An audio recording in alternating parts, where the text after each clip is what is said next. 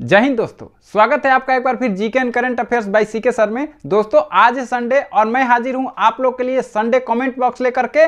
तो आज मैं आप लोग के कमेंट का रिप्लाई दूंगा और आप लोग के सवालों के जवाब आप लोग घर बैठे ही मिल जाएगा दोस्तों। तो आइए समय ना गंवाते हुए चलते हैं कमेंट बॉक्स की तरफ। और उससे पहले अगर दोस्तों आप लोगों ने मेरे चैनल को सब्सक्राइब नहीं किया है तो चैनल को सब्सक्राइब कर लो यार, बिल्कुल फ्री है, और बेल आइकन पर भी दबा करके ऑल पर क्लिक कर लेना। तो दोस्तों पहला कमेंट्स है राकेश चौहान जी का, और यह लिखते हैं कि सर मेरा एक जमीन है जो कि मेरे पूर्वज के नाम पे है, वो जमीन के कितने हिस्से भी हो चुके हैं, यहाँ तक कि मेरे चाचा उसमें से बेच भी चुके हैं। मैं उसका पेपर निकालवा के रसीद कटवाने गया तो अंचल से बोला गया कि आपका रजिस्टर 2 में ही नाम नहीं है। तो देखिए दोस्तों, मैं आपको एक चीज बता दूं कि यह आप ही का प्रॉब्लम नहीं है, यह मैक्सिमम 90% जो जमीन है बिहार में अभी भी वो जो है भूमि के कितने भी टुकड़े हो गए हैं और जमीन का खतियान किसी के नाम पे है, रसीद किसी के नाम पे कट रहा है और इतने सारे टुकड़े हो गए हैं कि आपके ही प्रॉब्लम नहीं है, ये बहुत सारे लोगों का प्रॉब्लम है। तो सबके लिए मैं एक चीज बताना चाहूंगा दोस्त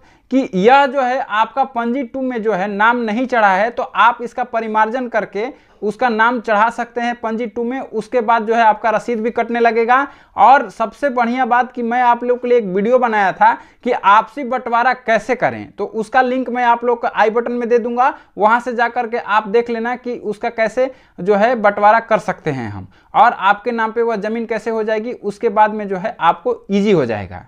दूसरा जो कमेंट्स हैं वो लिखने वाले हैं टेक्निकल नॉलेज, और यह लिखते हैं जमीन सर्वे में वंशावली कहाँ का बनवाएं, मुखिया का या कोर्ट से। तो देखिए दोस्त, आप लोग जो है ना मेरा वीडियो पूरा नहीं देखते हो।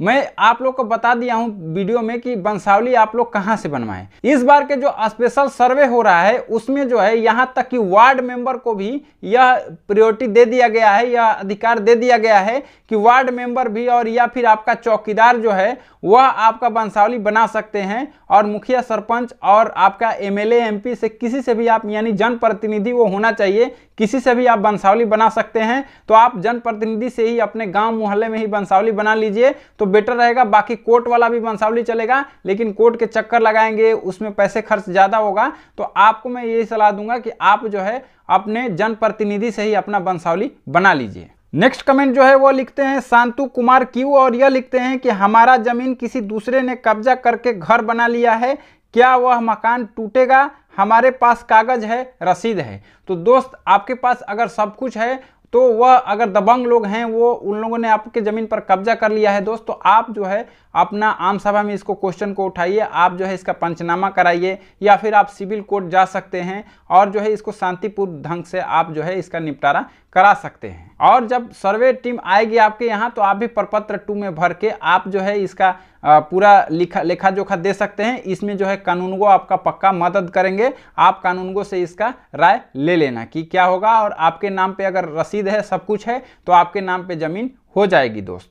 अगला जो कमेंट है वो लिखने वाले हैं कृष्ण कुमार यादव जी, और यह लिखते हैं कि सर मेरा जमीन खतियानी है, दादाजी के नाम से है, बट कुछ साल से उसका जमाबंदी दूसरे के नाम से चल रही है, सुधार कैसे करवाएं, प्लीज सर रिप्लाई। तो मैं आपको बता दूं दोस्त कि आपको इसको पता करना होगा पूरे अच्छे तरह से। आप अंचल में चले जाइए, वहां पर कर्मचारी से मिल करके या फिर अंचला अधिकारी से मिल करके आप जो है अपने डिटेल पूरा जमीन का निकलवाइए कि जमीन जो है आखिर दूसरे के नाम पे कब से चढ़ा, कैसे चढ़ा, क्यों चढ़ा, उसका पूरा रीजन निकालिए विथ प्रूफ। जो है आप इसका जो है दाखिल खारिज कराने के लिए अगेन आप अंचलाधिकारी से संपर्क कीजिए कि ये गलत चढ़ाया हुआ है। उससे भी नहीं होता है तो जब आपके टीम, जब सर्वे टीम आएगी तब उनके सामने भी यह रखना पूरा पेपर कि देखिए यह था, यह धोखाधड़ी से जो है ये लोग अपने नाम पे चढ़ाए हुए हैं। तो आपका हो सकता है कि बात वहां पर सही निकले, तो कानून को आपका पक्का मदद करेंगे और आपका जमीन आपके नाम पे हो जाएगी दोस्त। अगला जो कमेंट है वो लिखने वाले हैं प्रिंस कुमार जी, और यह लिखते हैं कि सर मेरा जमीन ज्यादा है और कागज नहीं है, तब क्या होगा?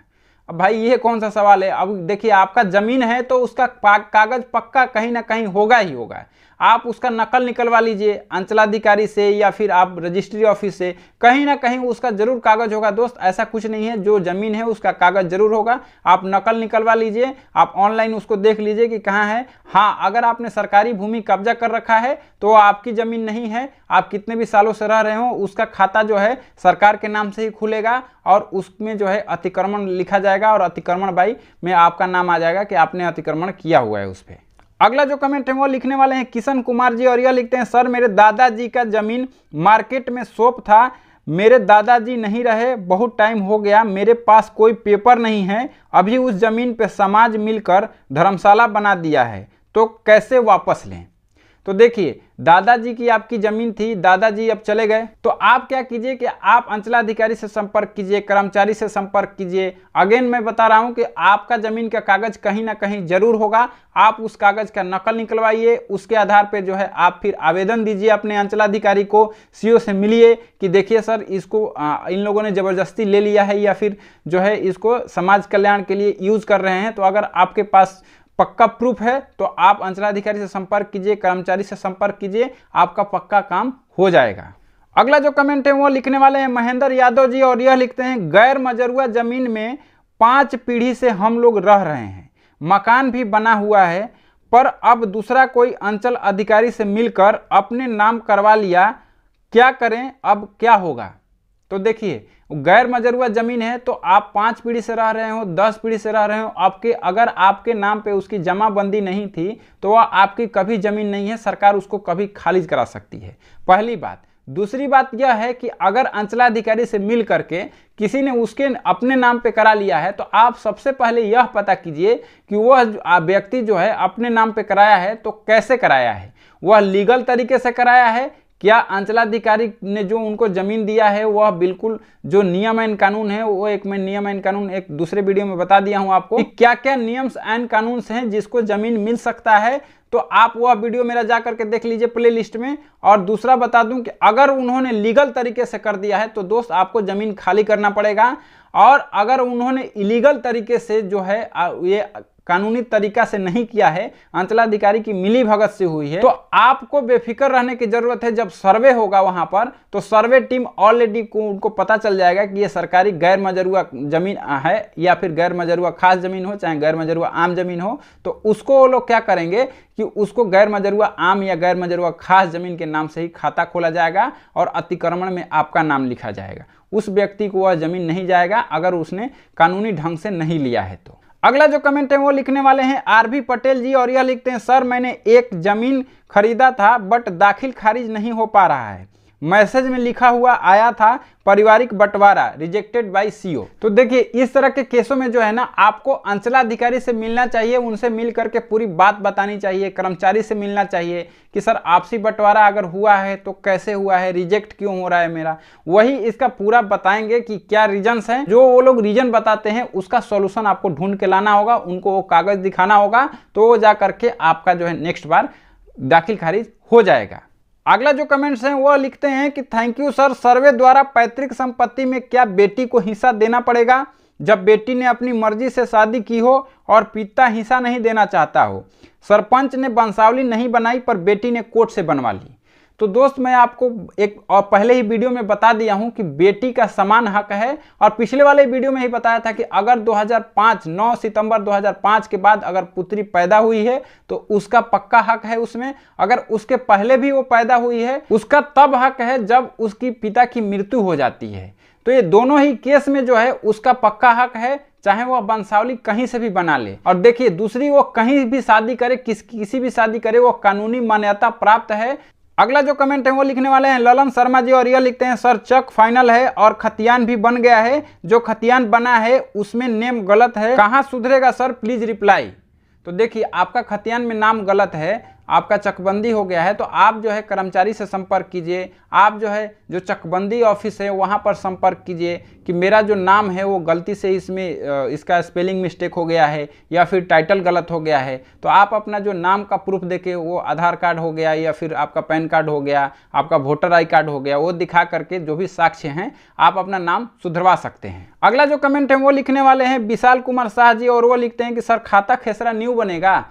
भाई जो कोई भी जो सर्वे होता है, खास कर ये जो स्पेशल सर्वे है, तो स्पेशल सर्वे हो रहा है तो इसमें जो है शुरू से बिल्कुल नया आपको फ्रेश दिया जाएगा, खाता नंबर और खेसरा नंबर आपका फ्रेश हो जाएगा इसमें। अगला जो कमेंट है वो लिखने वाले हैं मनीष कुमार जी और वो लिखते हैं कि मेरा पुश्तैनी और कुछ खरीदा हुआ जमीन बिहार में है, परंतु मैं बिहार से बाहर रहता हूं, मुझे कैसे पता चलेगा कि सर्वे शिविर लगाया गया है। तो दोस्त आपको जो है ना अपने गांव के संपर्क में रहना होगा, अपने रिश्तेदारों के संपर्क में रहना होगा, जो जनप्रतिनिधि हैं वहां संपर्क में रहना होगा। जैसे ही वहां पर शिविर लगेगी, वहां आम सभा का आयोजन किया जाता है, वहां पर प्रॉपर इसका प्रचार प्रसार किया जाता है, तो वो आपको फोन करके बता देंगे, तो आपको पता चल जाएगा। तो आपको जो जरूरी कार्रवाई है वो कर लेना चाहिए। अगला जो कमेंट्स हैं वो लिखने वाले हैं असगर आलम जी, और यह लिखते हैं कि सर जिस मौजा में सन 1985 में चकबंदी हो गया है वहां फिर से सर्वे होगा क्या सर? तो देखिए, चाहे वहां पर चकबंदी हुआ हो या फिर कैडेस्ट्रल सर्वे हुआ हो या फिर रीजनल सर्वे हुआ हो, सारे जगह पर यह स्पेशल सर्वे होना है, तो यह सारे जगह पर होगा। अगला जो कमेंट है वो लिखने वाले हैं पुष्पेंद्र सिंह नरूका जी, और यह लिखते हैं कि यह जो सर्वे हो रहा है इसके पीछे सरकार का क्या उद्देश्य है? तो देखिए, जो भी सर्वे होता है, खासकर यह स्पेशल सर्वे, इसका उद्देश्य यह होता है कि खाता नंबर, खेसरा नंबर को फ्रेश किया जाए, नया एक नक्शा बनाया जाए जो कि अपडेटेड हो, किसके नाम पे कितनी जमीन है, कितना उसका रकबा है, तो सब कुछ उस डिटेल रहता है और बिल्कुल फ्रेश होता है। तो इसमें जो है झगड़ा झंझट भी नहीं होता है लोगों के बीच में, और जमीनों का बिल्कुल क्लियर हो जाता है। मान लीजिए जो परदादा के नाम पे जमीन है, तो अब जो है वो कब का गुजर गए हैं, लेकिन अभी भी जो है उनके खानदान में आपसी बंटवारा नहीं हुआ है, तो यह सब विवादों का भी निपटारा हो जाएगा और एक फ्रेश मैप बन जाएगा अपने पूरे बिहार का। तो इसलिए सरकार का यही उद्देश्य है दोस्त, और यह बहुत ही अच्छा कदम है। अगला जो कमेंट्स हैं वो लिखने वाले हैं अभिषेक सिंह राजपूत जी, और यह लिखते हैं सर किसी के दादा के पिताजी का नाम से जमीन का कागज का रसीद कटाया है, परदादा का 2 लड़का हो और उनसे दूसरे बेटे के पास जमीन का कागज ना हो तो क्या होगा? परदादा के बेटे का कागज ना हो तो क्या करें? तो देखिए, किसी के पास अगर कागज नहीं है, आपसी बंटवारा भी हो जाता है, अगर दूसरा भाई आपको कागज नहीं दे रहा है तो आपको ज़्यादा टेंशन लेने की जरूरत नहीं है। आप जाइए और अपने अंचल से जो है इसका जो है एक नकल निकालिए। नकल निकलवाने के बाद जो है आप दाखिल खारिज के लिए भी अप्लाई कर सकते हैं, इसको आपसी बंटवारा के लिए, और अपने नाम पे जमीन करा सकते हैं। नेक्स्ट जो कमेंट है वो लिखने वाले हैं जाकिर हुसैन जी, और यह लिखते हैं हेलो सर, हम जमीन लिया है 18-19 में, उसका हम ऑनलाइन दाखिल खारिज करा चुके हैं, तो जमीन का सर्वे कराना पड़ेगा। भाई आप कभी भी जमीन लिए हो, दाखिल खारिज हुआ है नहीं हुआ है, इससे कोई मतलब नहीं है। सर्वे जो है सबका होगा, और यह ग्रामीण क्षेत्रों में होगा। ग्रामीण क्षेत्रों में जिसका भी जमीन है, पूरे 38 जिले में बिहार के, सबका सर्वे होगा। अगला जो कमेंट है वो लिखने वाले हैं आनंद कुमार जी, और वो लिखते हैं सर मेरे पापा ने जमीन खरीदा था लेकिन म्यूटेशन रिजेक्ट हो गया है, म्यूटेशन में सरकारी जमीन दिखा रहा है, कैसे होगा? लेकिन साल भर पहले जो आदमी जमीन वही प्लॉट का लिया है तो उनका पंजी में दिखा रहा है, लेकिन मेरा नहीं दिखा रहा है। तो दोस्त, आपको जमीन लेने से पहले ही जो है जमीन के बारे में बिल्कुल क्लियर से पता कर लेना चाहिए था कि यह जमीन जो है किसके नाम पे था और कौन बेच रहा है, क्या यह जमीन का इसका पूरा हिस्ट्री क्या है। यह जमीन अगर ऐसा तो नहीं है कि गैर मजरूआ जमीन हो, इनको अलॉट हुआ हो। होता यह है कि गैर मजरूआ जमीन जो है, मान लो किसी को अलॉट हो गया कानूनी तरीके से, तो वह उसको बेच नहीं सकता है। अगर उसने बेच दिया तो वह जमीन फिर से जो है सरकार की हो जाती है। तो आप यह अंचल से बिल्कुल पता कर लीजिए कि आखिर रिजेक्ट क्या हो रहा है, उस जमीन का जो है इतिहास क्या है, उसके बाद ही जो है आप इस पे कुछ कर सकते हैं। अगला जो कमेंट है वो लिखने वाले हैं उमा शंकर कुमार जी, और यह लिखते हैं मेरा निज मंदिर है और मंदिर के नाम से जमीन है और मेरा पूरा फैमिली उस जमीन पे खेती करता है 36 ईयर से। तो देखिए 36 ईयर से खेती कर रहा हो, ये कितना भी हो, आपका निज जमीन है तो वह जमीन जो है बिल्कुल आप ही का है, इसमें कोई घबराने की जरूरत नहीं है।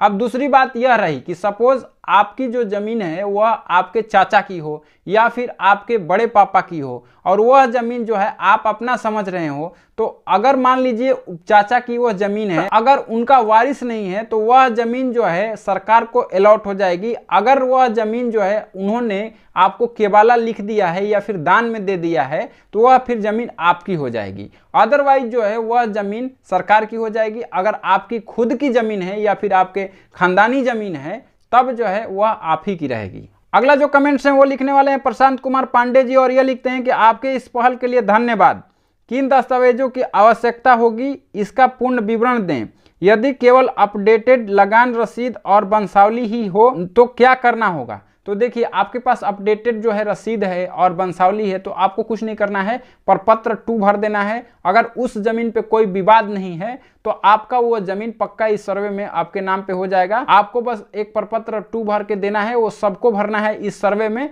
और उसके बाद जो है वो जमीन आपकी हो जाएगी। अगला जो कमेंट है वो लिखने वाले हैं निशांत कुमार जी, और ये लिखते हैं कि सर पुराना सर्वे में मेरे नाम से खतियान है, बट न्यू सर्वे में किसी दूसरे के नाम से बन गया है, क्या ठीक होगा सर्वे में?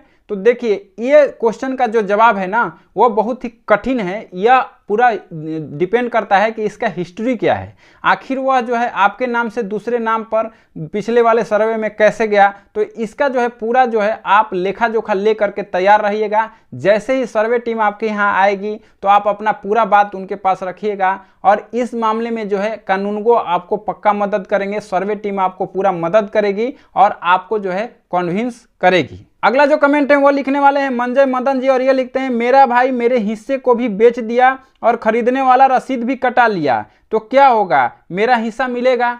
तो देखिए यह जो है आपसी बंटवारा वाला है, और आपका भाई ने अगर बेच दिया है, सामने वाले ने खरीद लिया है, तो आपका हिस्सा बनता है, उसमें पक्का बनता है। उन्होंने जो भी बेचा है वो गलत किया है, तो आप जो है शांतिपूर्ण ढंग से जो है अपील कर सकते हैं कि आप मेरा ज़मीन दे दीजिए। हाँ, अगर वो ज़मीन नहीं देते हैं तो आपको पंचनामा कराना चाहिए, आपको सिविल कोर्ट भी जाना चाहिए कि मेरे हिस्से का कहाँ गया ज़मीन, और आपको ज़मीन जो है पूरा आपके हक का मिलेगा। तो दोस्त यही थे आज के कमेंट बॉक्स। आप लोगों को मेरा हर संडे का कमेंट बॉक्स कैसा लगता है कमेंट करके बताइएगा, और आपका कमेंट जो है मुझे बड़ी प्रेरित करता है कि ऐसे ही मैं वीडियो आप लोग के लिए लेकर के आते रहूं दोस्त। तो वीडियो कैसा लगा? अगर वीडियो अच्छा लगा तो एक लाइक कर देना, और चैनल पे दोस्तों अभी तक आप लोगों ने सब्सक्राइब नहीं किया है तो चैनल को सब्सक्राइब करके बेल आइकन पर दबा करके ऑल पर क्लिक कर लेना, क्योंकि इसी तरह का हेल्पफुल कंटेंट दोस्तों मैं यहाँ पर लेकर के आते रहता हूँ। और मिलते हैं नेक्स्ट वीडियो में एक नए टॉपिक के साथ, तब तक के लिए जय हिंद।